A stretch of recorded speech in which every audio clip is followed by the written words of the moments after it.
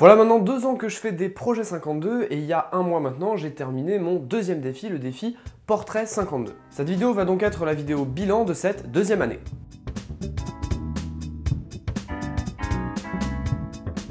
Pour le bien de ceux qui suivent le projet depuis le début, je vais pas tout rappeler dans cette vidéo. Néanmoins, je voudrais quand même rappeler que le but était de publier un portrait par semaine, et ce pendant un an, ce qui reprend la base d'un projet 52, mais que j'ai appliqué cette fois-ci au portrait. À l'époque où j'ai commencé, je venais de terminer mon premier projet 52 et j'avais envie pour l'année suivante de continuer à faire ce genre de défi. Mon objectif initial était donc de me pousser à faire de manière régulière des portraits, tout simplement parce que j'aimais ça. C'est pas plus compliqué. J'ai donc publié mes 52 portraits que vous pourrez retrouver sur mon compte Instagram et mon compte Facebook, le compte Au Petit Photographe. Une des premières choses que j'en retire, et c'est d'ailleurs ça qui m'a poussé à faire un projet 52, c'est que quel que soit le type de projet 52 que vous allez pouvoir faire, eh bien ça va vous donner un rythme, une cadence, un objectif hebdomadaire à atteindre. Même si sur ce défi, je n'ai pas toujours fait de nouvelles photos chaque semaine puisque je m'autorisais à avoir un stock, j'avais quand même un but régulier qui était de publier chaque semaine un nouveau portrait, et un portrait qui me plaise. Cette petite précision est tout de même assez importante puisqu'il faut savoir que chaque portrait que j'ai sorti me plaisait un minimum, ou du moins répondait aux exigences que je me fixais. Alors bien sûr il y a des portraits que je préfère à d'autres dans cette série, hein, c'est évident, mais du moins ça répondait au minimum des exigences que je pouvais me fixer sur cette série, et connaissant mon caractère un peu perfectionniste, c'était pas toujours gagné. Mais bref, je suis arrivé à la fin de ce deuxième défi, ce qui m'a permis de ressentir la satisfaction du travail terminé.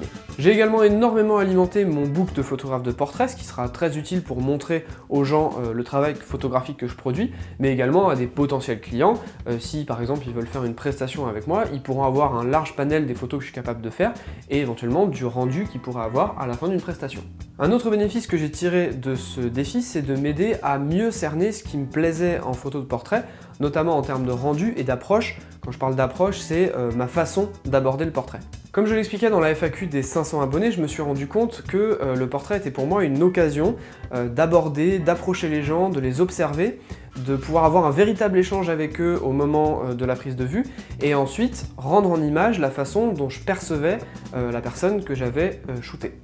Les portraits que je préfère sont donc généralement ceux pour lesquels, quand je regarde l'image, je vois tout de suite la relation que je peux avoir avec la personne, ou je peux voir la personnalité que j'ai perçue chez quelqu'un.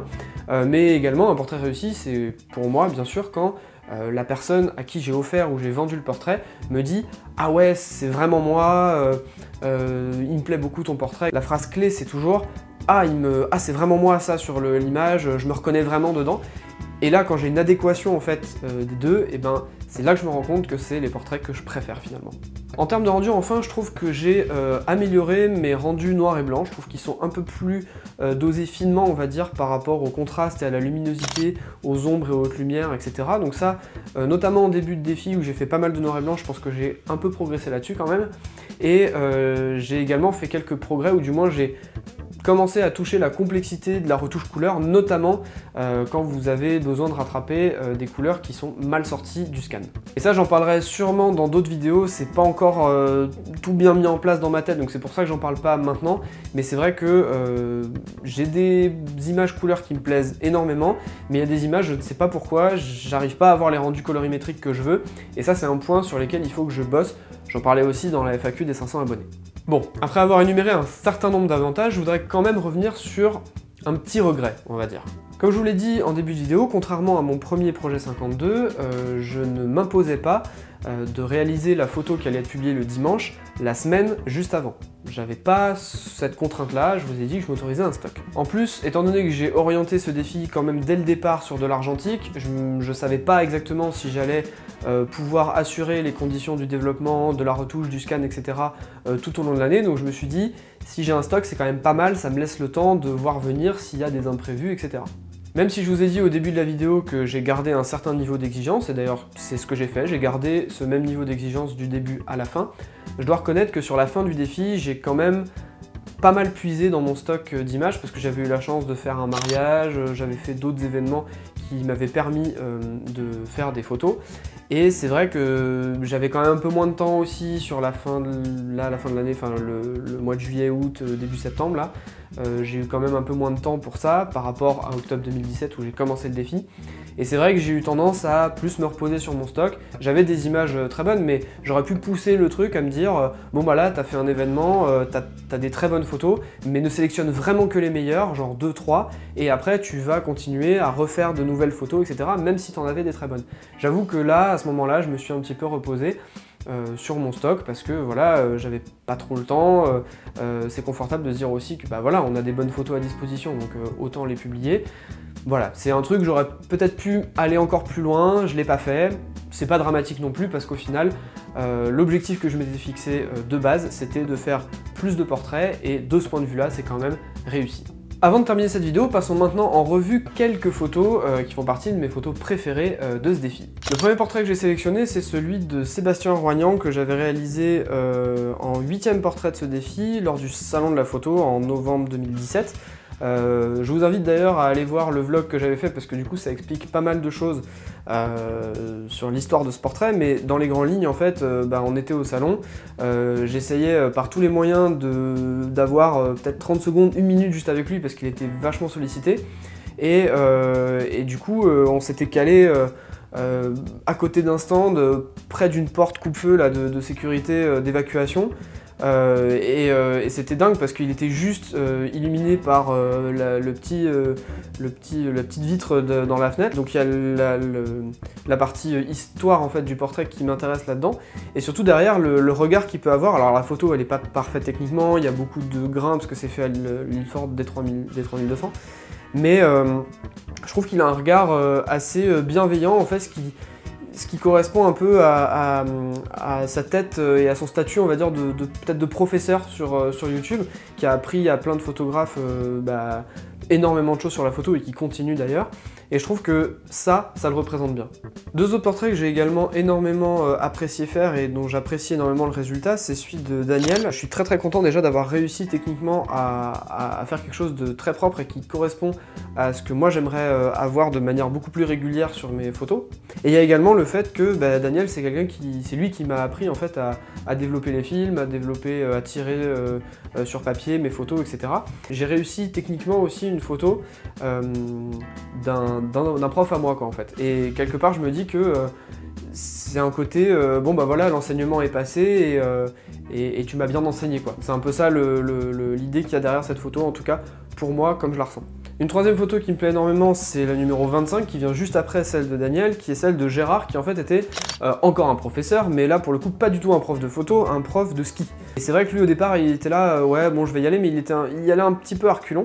Et en fait, je l'ai fait un petit peu poser, j'ai essayé de le décoincer un petit peu, on va dire, ça m'a pas pris énormément d'efforts, mais quand j'ai réussi à faire cette photo et que je lui ai envoyée, déjà en termes de couleur, j'adore cette photo, et le dernier point, c'est qu'en fait, quand je lui ai envoyé l'image, il était content d'avoir ce portrait de lui. Il était heureux d'avoir ce portrait et il m'a remercié et félicité. Donc ça pour moi, ça correspond exactement à ce que je disais tout à l'heure, l'équilibre entre ce que représente la personne pour soi et la réussite technique aussi, et derrière aussi la satisfaction de la personne qui reçoit le portrait, qui se retrouve dans cette image. Un quatrième portrait que j'ai énormément apprécié, c'est le numéro 36, Michael. Cette image au départ, je l'ai sortie du scan, elle n'était pas trop bien comme je voulais, et en fait j'ai persévéré et j'ai réussi à sortir une image qui colorimétriquement, je vais y arriver, me semble équilibrée. Alors après il y a peut-être un autre style qu'on pourrait lui donner, mais je trouve que j'ai réussi à avoir un rendu qui me plaisait vraiment, dont j'étais vraiment fier et pour lequel j'avais travaillé pour. Et ça c'est quand même une énorme satisfaction, et puis bien sûr la photo représente bien Mickaël pour moi, je trouve que c'est un ami, donc voilà, il se reconnaîtra sûrement dans ce portrait. Bon, étant donné que j'ai pas envie de faire traîner cette vidéo trop en longueur et de vous assommer avec l'histoire de tous mes portraits, j'ai décidé d'en prendre qu'un nombre réduit. Donc si jamais vous avez été pris en photo et que vous regardez cette vidéo, que je vous ai pas cité parmi mes préférés, ça veut pas dire que j'ai pas aimé faire votre portrait, c'est pas du tout ça, mais je suis bien obligé de faire un choix. Il y aurait tellement de choses à dire sur les autres portraits, je sais pas, je prends au hasard celui d'Emma que j'ai pris à la sortie du boulot, que j'adore, d'autres que j'aime énormément du mariage que j'avais fait fin juillet, les noirs et blancs par exemple que j'avais fait avec, sur le workshop de Philippe Écharroux, où j'ai testé la première fois la photo argentique moyen format au flash.